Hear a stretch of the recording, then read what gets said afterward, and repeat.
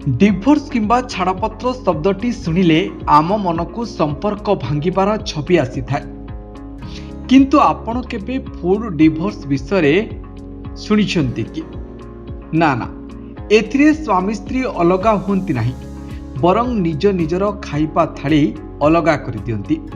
आजिकालीर व्यस्तबहुल जीवनशैली रे दंपतिंक मध्यरे एही नुआ ट्रेंड बेस लोकप्रिय हेबारे लागिछि।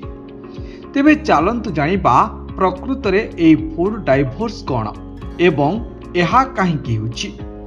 साधारणतः आम भारतीय संस्कृति रे एकाठी बसी खाइबा को प्रेम एवं संपर्क मजबूत करिबार गोटाए बाट बोली धरा जाए, किंतु फुल डाइवोर्स रो अर्थ होछि दंपति गोटिए छात तले रहिबे, कथाबार्ता हेबे, किंतु सेमानकर खाइबा पसंद, रांधिबा शैली एवं खाइबा समय संपूर्ण अलग रहिबो।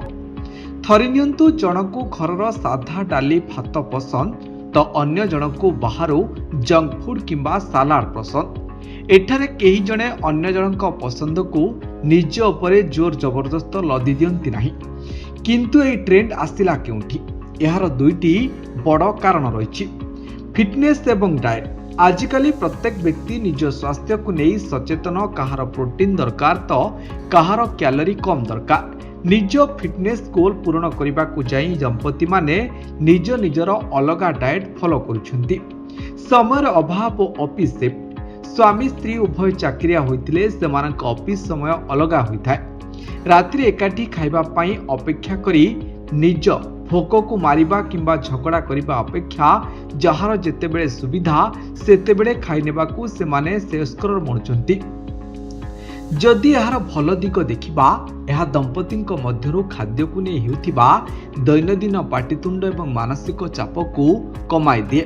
निज निज पसंदर स्वाधीनता मिलिथाए, किंतु यार खराब दिग मध्य रहिछि। आम घर गुड़िकरे संध्या किंबा रातिर डाइनिंग टेबुल ही मनर कथा बांटिबार श्रेष्ठ स्थान। जदि खाइबा अलग अलग होइजिबो तेबे धीरे धीरे भाव प्रवण।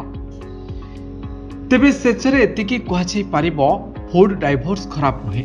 जदि संपर्क रे पारिपार्श्विक बुझामणा थाए, खाद्य थाली अलग होई पारे, किंतु मनर मिलन रहिबा दरकार। Bureau report, the breaking news 24।